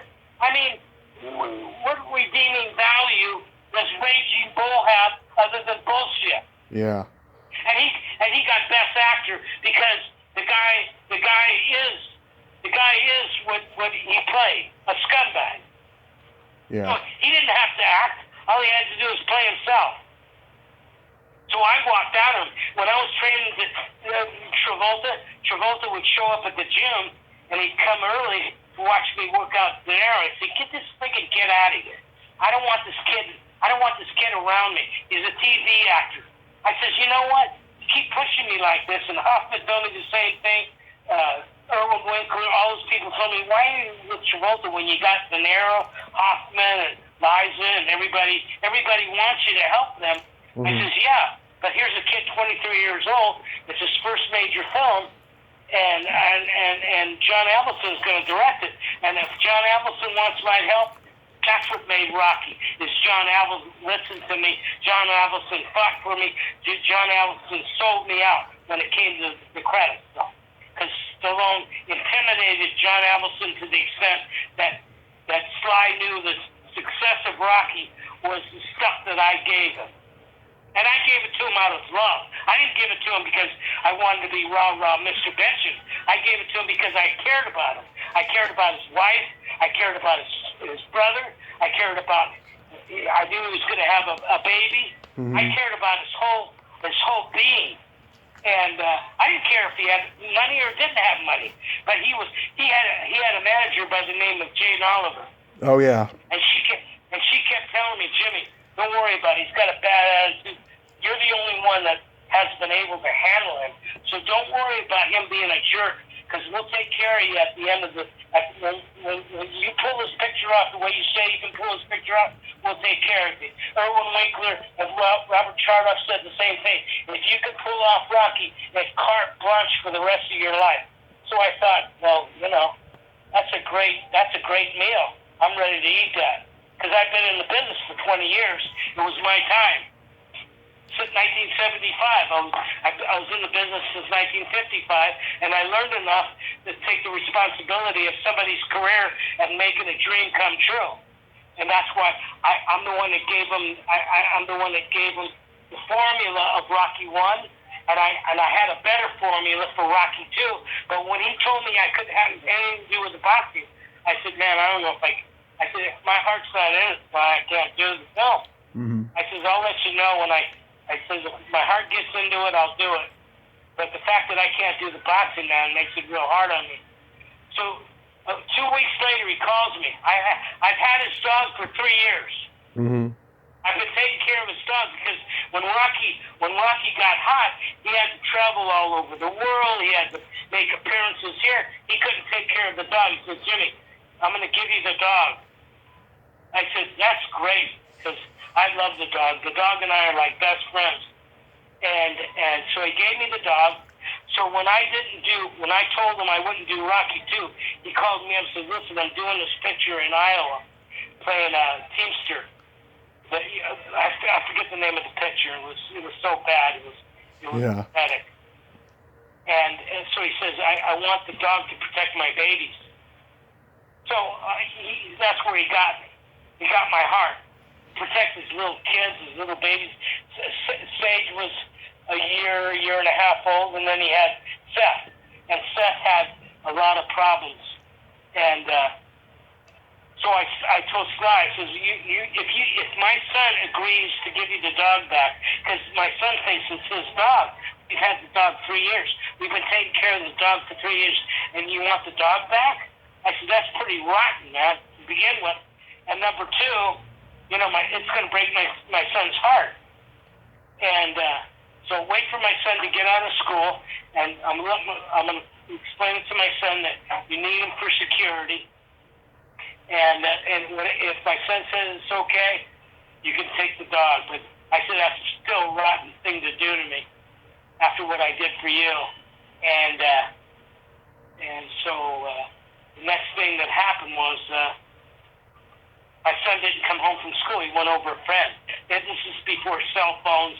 This is before where you could get in touch with anybody with a beeper or whatever. I couldn't. Yeah, pagers. So he stayed 5 hours at my house. My son didn't come home, so I walked him outside to his car, and I said, Sly, the fact that you're doing what you're doing, taking the dog away from my son and my family, I says, you'll be lucky to do cartoons when they really find out who you really are. They think you're one of the guys. They think you're one of the people. They think you're the creme de la creme. Well, when they really get to know you the way I know you, and eventually that's happening. I mean, he's playing such a scumbag on that show. Every word is F this, F that, and then little kids tell their parents to F you. Yeah. Why? Because that's a part of our vocabulary now. We don't have any respect for our parents. We don't have a respect for other people. So we go beating up people. We end up shooting people. And we wonder why the country's falling apart. And we wonder why we've had poor leadership since Nixon. Nixon was the only president we really had that stood up for our country, that was willing to fight with exactly what's happening today. And that's why they sold him out. That's why he had to resign, because he knew that if they were trying to make our country a communist country, they wanted to take us down.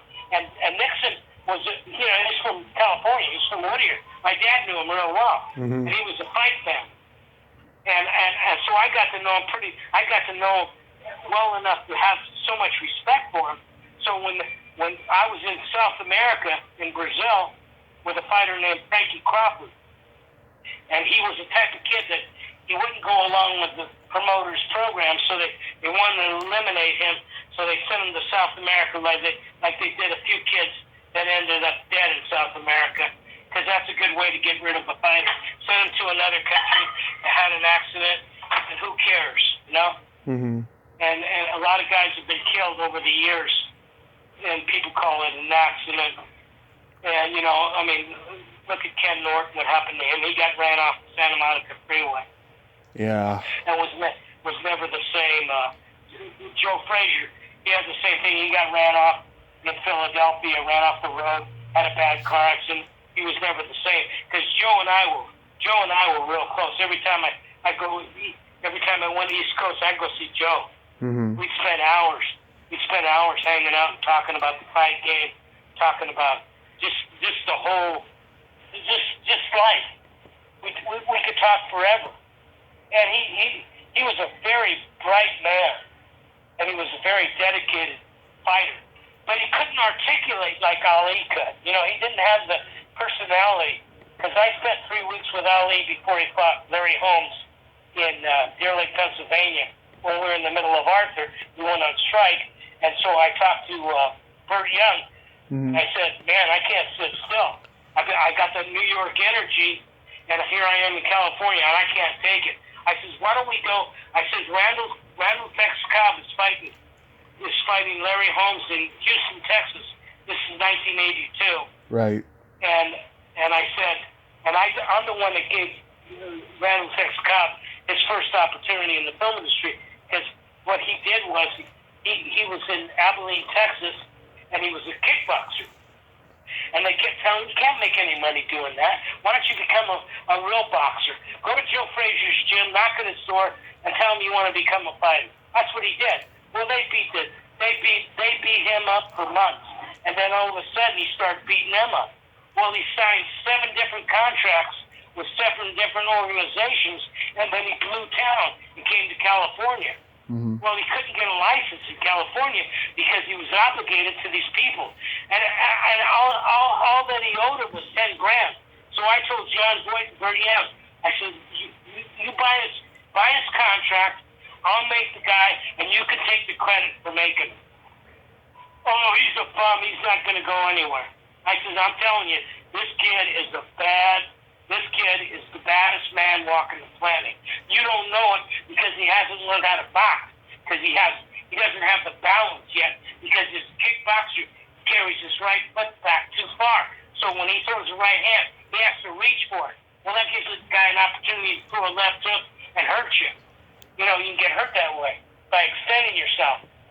And so I taught the guy how to become a fighter, and then he did Uncommon Valor. He did a lot of things. Oh, yeah. Arizona. Oh, yeah. He's great in all those movies. Yeah, but, you know, then he called me, you know, like 8 years ago. Called me 8 years ago and didn't ask me how I was, didn't ask me anything. Can you send me some money? You know, I said after 20 years never even thanking me, and you had a great career, and then you want money from me? Yeah. No, I said no. Man, I said I can't do it.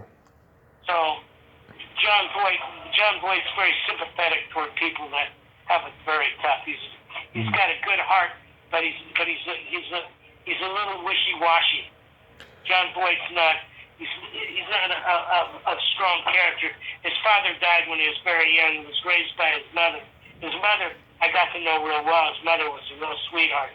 But he used to tell me, if my girlfriend finds out that I'm eating the way I'm eating, she'll leave me in a minute. I said, she'd leave you? The diet that I have you on? I said, what kind of a relationship is that, dude? So yeah. I like John Boyd, but if you ever seen the All-American Boy? Oh, yes. Amateur fighter? Oh, yeah. That was a porno boxing film. He's walking around with a sling hanging out, and there's kids in the gym. Yeah. What kind of crap is that? I know. So when I was doing the champ, I kept telling everybody, you don't mess with a kid. Ricky Schroeder's only 7 years old when we started that film. And then he turned 8 years old in April. And I said, I don't want no gays messing with a kid. Well, I found out they were rehearsing till midnight with a kid at Franco's house. So I jotted over there, and you know, like it's like the fight game. If you can't see things, you can't win. Mm-hmm. And I see things other people don't see, and I knew something was wrong. So I said, hey, if you mess with this kid and I find out about it, I'll blow this place up, man. I'll blow all of you up. Because I'm not going to tell. I don't allow kids to get hurt. If I'm around a situation that I fall in love with the kid and his mother and his father and his family and his sister, and you mess with the kid, you're messing. You got the wrong guy working with you. Because I love kids, and when I see them being hurt, my Sicilian temper gets over. And you got to remember, I've been practicing the art of self-defense since I was 5 years old, and I'm going to be 80 in a month and a half. So I've got 75 years of experience of seeing guys come, go, who are the best. I only hung with the best. Sugar Ray Robinson and I were best friends, okay? I was much younger. Marciano and I were good friends. But he was from Boston. He was from East Coast, I was West Coast. But when he came to California, he used to stay at this guy named Irving Berman. Mm-hmm. Irving Berman. Never heard of him. Store in Beverly Hills, and he had a gym above his garage. So when Marciano used to come to L.A., he would train every day. Every day, I used to watch him work out. And my God, I'd rather get shot than get hit by him. And so, to make a long story short, we became good friends, and then Robert Conrad wanted to do his life story. That's why I started teaching him how to fight on Wild Wild West, until he fell on his head in 60, 80. I mean, he did a stud, and I mean, he came off a balcony and swung on a chandelier, and the stuntman that was supposed to be there to stop him, so he drops down and beats up 8 guys, wasn't there. So with all that weight that he had on him, he swung up. It was like, whoa! And he came back down. The director said, "You got to do it again." Mm-hmm. And the actor, the stuntman, didn't show up again. So he did it the second time. Now his hands are sweaty. They didn't put any tape on the bar. So he jumps on the bar from the balcony, swings up. The guy's not there. He goes straight down on cement, cracks his head like a watermelon. Wow. So I went and grabbed him and held him down. And I'm holding him down. He wants to get up. I said, Bobby, you can't get up. You have the head injury. Just lay here till the ambulance comes and just take my word for it. Just lay here. I'm going to hold you. I'm not going to let you up. So I'm holding him. Lenny Katzman and Bruce Lansbury are the producers. They walk on the set. So I think, well, he's the boss. They're going to take care of him. They pick him up. Bam, he goes on his face again. They pick him up again. Bam, he goes on his face again. I said, you mother.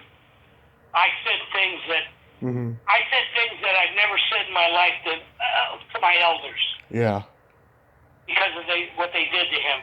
Because they're the ones that destroyed him. And before the ambulance was off the lot of CBS, they were emptying a Star Suite out before we left the lot. Then I said, this business is very serious. I mean, some people will do anything to become a star. And I knew Conrad was jealous of James Stacy. Remember Jim Stacy? Yes, I do. On Chaparral. You remember how big he was getting on that show? Oh, yeah. And then all of a sudden, he got run off of Beverly Glen near Mulholland Drive. Him and his girlfriend got ran off the road. He was riding a motorcycle and lost his arm and a leg, and he was never the same. So Conrad didn't have to worry about him because the guy that gave him his break was Nick Adams. Oh, yeah. Nick Adams. The rebel. Because Robert Connell was a milkman in Chicago. Mm-hmm. But he used to make extra money singing in clubs, swooning girls. And Nick Adams fell in love with him. And he says, if you ever come to Hollywood, I'll put you in movies. And man, Conrad packed his daughters up and his wife, and they came to California. And he got a contract with Warner Brothers and did Hawaiian Eye or whatever it was. And then he did another, and then he got Wild Wild West. That was the top show in the world. I mean, the nation. Wild Wild West. That was a fun show to work. Yeah, that was a fun show. Do you have Ross Martin? How much time we got? Oh, we running out of time? I just wanted to know about working with Michael Landon on Highway to Heaven. Oh man, what a great guy! What a great guy he was, man. What a loss that was. What a loss. Man. Yeah. The guy was an amazing. He's just a regular good guy. He didn't have no flair. He just had a great sense of humor and just a fun guy to be around. And he liked me because I could do things that man. Mm-hmm. How do you do this? I says, I have a lot of experience. It's been my life. I says, I know intuitively what to do. I says, I can't script it for you. I'll just get it done for you. And I got it done for him. I did a few of his shows, and we got along real well. And I only got along. I didn't get along with people that didn't like people. Mm-hmm. I thought they were better than everybody. They were the elite group, and they were above it all. They didn't want me after I started in Rocky I. They didn't want me to talk to the crew. You can't talk to the crew. You're a star now. I said, bullshit. I said, I like people, man. I don't care what you do. I don't care. Whatever your job is, I have enough respect for people that if they can do a job and show up every day, they deserve respect. Yeah. And if you can't do that, and De Niro and Scorsese, Rocky can't make it. So after they hired me in the end of March of '76. And I started working with De Niro, and then I built the gym above Stage 5. And then as I'm working with him, everybody's talking about Rocky on MGM Live. Rocky this, Rocky that. Well, De Niro starts resenting me. Because he's the one that said it didn't have a chance. And I told him, watch it, I'm going to make it a big film. So he resented the fact that he thought I was a boxing guy, and I was new in the business. I've been in the business before I even thought of being in the business. I'm older than him, and I have respect for people. And then he tried to get tough with me because I went to Vegas with Liza Minnelli when she did the Riviera, and I didn't tell him where I was going. I said, we've been working so hard, we need to take 2 weeks off, so we'll relax, and then we'll get back to it with new energies and a new enthusiasm to learn. And so he agreed with me, but I went to Vegas. And when he found out I was in Vegas, he was calling the hotel. But I didn't stay at the hotel. I stayed at her house. She was married to Jack Haley Jr. And Jack Haley Jr. and I got along real well. Really a great guy. But he had a tendency to drink a little bit too much. And he he would push Liza around a little bit. And I told him, I said, you ever push her and I'm around, I said, I'll hurt you bad. You're a big dude. It'll be awfully embarrassing. You're president of 20th Century Fox. Mm-hmm. So they divorced, and her and I got closer and closer, and one thing led to another. Mm-hmm. Hanging out with her and taking care of her. I did Carnegie Hall with her I forget what year it was. I think it was 79. Mm-hmm. Did Carnegie Hall 10 days, and the rehearsal club. What was it? Club 57. That big club that used to be big in New York. That all the stars went to. You had to belong to the. I forget the name of it now. Yeah. Years ago, but this girl stomped on her butt with high heels. Mm-hmm. Just before the opening night was the following night, and I mean her foot swelled up. That it was amazing. The heart that she had to do what she did. Mm-hmm. She was one. She was one in a billion. She had more talent in her little pinky than these people have in their whole body. Yeah. But she was used and abused because she was Vincent Minnelli's daughter and Judy Garland's daughter, and she got treated like a queen, and she didn't learn about life enough. But she knew the fact that she loved having me around because I took care of her and I didn't let anybody mess with her. Nobody. When I was around her, nobody messed with her. Even her husband stayed away from me. Because the first time I met him was in Lake Tahoe. She was doing Harris Club. She says, come on, fly up. I'll have a plane for you and fly up to Tahoe. And that way you can meet Mark and everything and then hang out for a few days. Because I have my mother's house right on the lake. Mm-hmm. I said, yeah. So I went up there with my niece, Shelley Smith, and I met Mark. And I took him in a room. I said, I heard you're a fighter. Why don't you show me what you can do? And I realized that I said, man, don't talk about boxing when I'm around because it's too embarrassing. I can't. If I'm not around and people believe you, go say whatever you want to say. But if I'm around, don't, because I'll call you to account, mm-hmm. and you'll be exposed. So don't do that. So he didn't like me very much because he's 6'2". And little guy. People always underestimate little guys. Dynamite comes in small packages. And I've been practicing the art of boxing since I was 5 years old. And bigger guys have more to hit than little guys. Mm-hmm. I mean, there's much more body, and you can hurt a guy with body shots. I never hit any. I never wanted to break teeth or break noses because you could be sued. Mm-hmm. You can get in a lot of trouble doing that. But I'd hit him in the kidneys, hit him in the solar plexus, and I'd drop him in a minute. And then they learned a lot. They learned not to. Then they were scared enough where they didn't push people around anymore. Because you never know when that one guy shows up that can change your life. Yeah. So what do you got going on these days? How's your health? Oh, my health is great. I feel great. Mm-hmm. I feel great. I feel strong. I feel like I'm 40. Mm-hmm. I feel like I'm in my prime. As an actor, I know I'm in my prime. Doing boxing, nobody appreciates a good fight. Nobody. I did a picture called Black Cloud. Uh-huh. I did that for Ricky Schroeder. Ricky Schroeder had this boxing film about Native American Indian. It's called Black Cloud. He says, I only got $1 million, and everybody tells me I can't do it. And John Boyd said to call you. And I hadn't seen Ricky Schroeder. I introduced Ricky Schroeder to John Travolta when John Travolta was doing Grease. Mm-hmm. This is after Saturday Night Fever. And I hadn't heard from him in 20-something years, and he called me. He says, is this Jimmy Gambina? I says, yeah, who's this? Ricky. Ricky who? Ricky Schroeder. Ricky Schroeder, I haven't heard from in years. He says, yeah, I've been busy. He says, I got a boxing film I want to do, but I only have $1 million. I said, well, send me the script and I'll tell you whether it can be done. So he sent me the script. I said, yeah, no problem. Just give me the actor. So I can't give you the actor because I can't pay per diem and I can't pay for a hotel. We don't have enough money.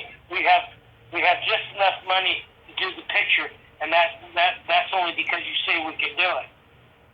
And I said, well, I said, well, he's training in South Dakota. He lives in South Dakota.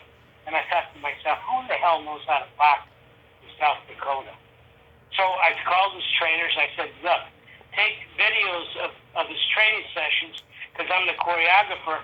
I got to see what the guy does good so I can choreograph the fights according to what he does good because I don't want the kid to look bad because it's his career. And if you look like an idiot, you're going to look like an idiot all your life, like John Boyd, an All-American boy. I was so embarrassed to have him, but, he had a good attitude when I met him because he was up for an Oscar for coming home. And, Oh, yeah. And he really wanted to play a fighter. And so I said, I'm going to make you a fighter. I brought my dad in and a bunch of Red Shannon and a couple other fighters to watch me work him out. And they said, Jimmy, you don't have enough time. There's no way you're going to be able to pull it off at his age. I said, because he was 39, going to be 40. And playing coming home, he played a paraplegic where he lost his legs. So he was very weak at the time. So I had to, from the ground up, get the guy in condition and put 30 pounds on him in a month. And guess what I did? Mm-hmm. Exactly what I did. And so after that, then I picked Randall Fix Cobb. They wanted me to find a Latin fighter. I tried. I couldn't find a Latin fighter that couldn't scare my grandmother. Okay, but I found Randall at 78th and Hoover, which is a real tough gym in LA, and he was boxing with this guy named Marty Monroe, and I know Marty Monroe since he was a little kid, and they were developing him to become heavyweight champion of the world. And he's boxing with this white kid, Randall Cobb, and Randall Cobb is getting hit with everything but the kitchen sink, but he's loving it. Mm-hmm. So he came out of the ring. I said, you want to be in a movie? And he thought I was full of it. He thought I was one of those, he thought I was one of those phonies. And so he got nasty with me. And then I got nasty with him. I said, you don't talk to me like that, buddy. As a matter of fact, I don't want to have anything to do with it. So get out of my face. Mm-hmm. And he was a nasty kid, man. Yeah. And so the guys in the gym knew me all my life. Because I've been going to 78th and Hoover, 108th and Broadway. A lot of guys don't go down there. As a matter of fact, I took Stallone down there, and he hid under my. He slid under the dashboard. He was scared. He wouldn't come out of the car. And the producer and John Avildsen wouldn't come out of the car. I said, I've known these guys all my life. You're in good hands, man. Don't be scared because we're in Watts. I know. But I've known these people all my life, and they have respect for guys that know the game. And they were so scared they were. That's why I picked Carl Weathers. Mm-hmm. Carl Weathers came in, and he had the broken nose. And I asked him. I said, Carl, I said, you know how to box at all? Oh yeah, I know everything. I know. I said, well, listen, show up tomorrow morning, and I'm gonna have you move around with a guy in Santa Monica, one of my fighters. I had a featherweight named Frankie Crawford that I let move around with him, and I told my fighter, I said, don't hurt this guy. But when I put him in the ring, everybody in the gym went, are you crazy? He's 215 pounds, and you're putting him in with a guy that's 130 pounds? I says, yeah, and I don't want my 130-pound guy to hurt Carl Weathers. I just want to see what he can do. So he was trying to kill my fighter. He was throwing everything but the kitchen sink. After the first round, so I took him in the back room. I said, look, if you do what I tell you to do, and you listen to me, you got the part. Mm-hmm. You're going to have to give me your word that you're going to follow through with everything that I tell you to do. He says, I give you my word as a man. I said, that's good. Okay, you got the part. Well, Sly didn't want Carl Weathers. Sly wanted Roger Mosley or this other guy named Bill Overton. Uh-huh. Check those guys out. And I said, no. If we had a year to train, maybe. But we don't have no time. We don't have no money. Carl Weathers is going to work out fine. I can make Carl Weathers a fighter. It's just I only have a short time because he was hired in October of '75, and I've been training Sly since. Let's see, I started in the 1st of September of '75, and end of October I found Carl Weathers. And I said, Carl Withers is Apollo Creed now. He's got the nose. He's guys in good physical condition. And when I teach him how to fight, he's going to have such fun that we'll have a fun time doing the film, and nobody gets hurt. And so Stallone was pissed off because I picked him because he was scared to death of Carl, and Carl was afraid to hurt him because he was the star and the writer. So it was like a great combination. I had the perfect combination to make Pasta Vazoo. If you know what that is. Yeah. I made it mesh together. But everybody turned on me. They all turned on me because I lived up to my word. How many people do you know that live up to their words? If you were to count people on one hand, could you fill one hand with guys you could trust? Yeah, I mean, I can live up to my word, I can tell you that, but not a lot of people I know can. Well, you're blessed. But where do you live? I'm originally from San Francisco, but now I live in Redding, California, which is a horrible place. Oh, no, that's beautiful country. Beautiful country, but just not a good place to live for me. Well, we all end up where we're supposed to end up, and if we do what we need to do, and we love what we do, the good Lord takes care of us and puts us in places that we never dreamt possible. Because all my life I was told I couldn't do this, I couldn't do that. You're too short. You're too this. You're too temperamental. You're too idealistic. You're too. Because I don't take any crap from anybody. Nobody. Mm-hmm. Nobody. I don't care if you're the producer, you're the director. I don't care if you own. MGM told me before I did the champ, they said you got to show us the fight before the Saturday before we start shooting the fight because we're going to have 3,500 extras and it's going to cost us a lot of money. And Stallone had called everybody and said that I couldn't do it. So they had a reserve team on the outside in case I failed that they would throw in right away and take over the show. But they couldn't compete with me. They didn't have the love for films. They didn't have the love of the game. They didn't have the love of caring about other people to show the magic of films. And the magic of films is inspiring to people that never experienced that sort of position to be in, that they can identify with a character that they would say that would be impossible to do. Jimmy, I hope you write that book because you've got so much great knowledge here and so many great stories, and this has been such a tremendous honor. Thank you for coming on today. Well, God bless you for even finding me is a miracle all in itself because people don't want to. Most people they don't want people to find out about me because I want to help other people, especially youngsters. Right. And what I could do for them, they don't have any idea because they don't know me. They've heard nothing but bad things about me because these people bad rap say I stole his dog.